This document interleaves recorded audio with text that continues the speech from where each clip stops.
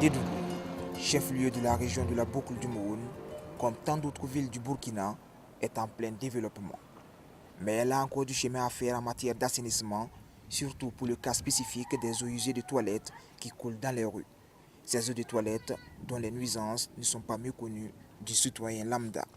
En bon africain, c'est des situations qui, du reste, on dit, bon voilà, enjamber souvent ces cas de figure n'est pas trop intéressant.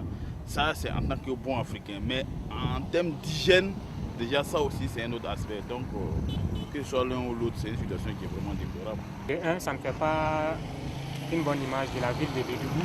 Et de deux, ça peut être source de maladies. Bon, premièrement, ça pollue d'abord l'environnement.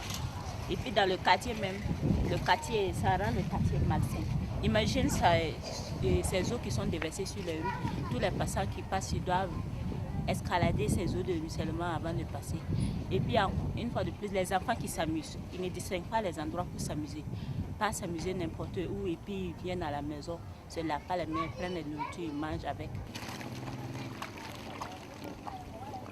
Les nuisances des eaux de toilettes déversées dans les rues sont multiples. Elles sont surtout d'ordre sanitaire. Ce sont surtout les maladies diarrhéiques.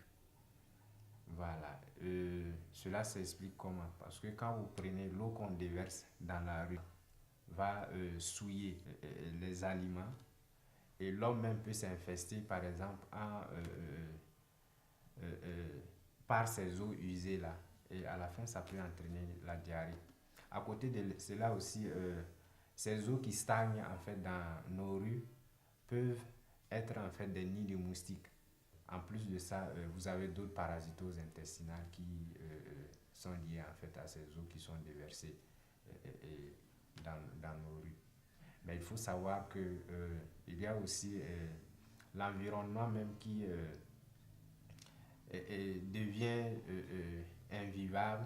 Tout ça peut avoir en fait une répercussion en fait sur la santé des gens.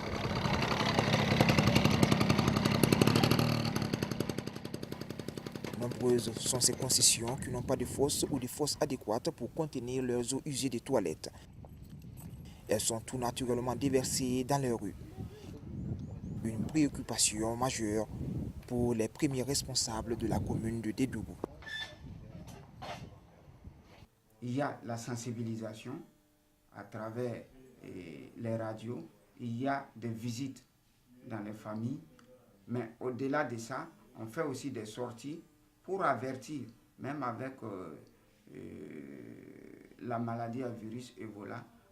En décembre, on a fait des sorties dans la ville pour avertir et repasser dans ces mêmes endroits ceux qui n'avaient pas pris les mesures.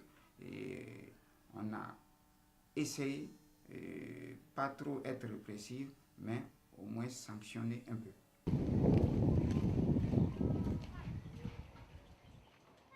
Pourtant, bien de ménages semblent avoir intégré dans leur quotidien ces eaux de toilette qui sont dangereuses pour leur santé. On les enjambe, mène des activités tout juste à proximité, feignant les ignorer. L'Office national de l'eau et de l'assainissement propose cependant à ces ménages des mesures d'accompagnement pour l'obtention de toilettes plus décentes et plus saines. Il y a la main d'œuvre du maçon, il y a la fouille que le ménage bénéficiaire prend en charge, il y a les ciments, les agrégats. Parlant d'agrégats, il y a le sable, le gravion, le ciment, la main d'œuvre du maçon, puis tout ce qui concerne les pointes pour clouer la toiture, c'est le ménage bénéficiaire qui prend ça en charge. Et l'ONEA va lui donner gratuitement en porte.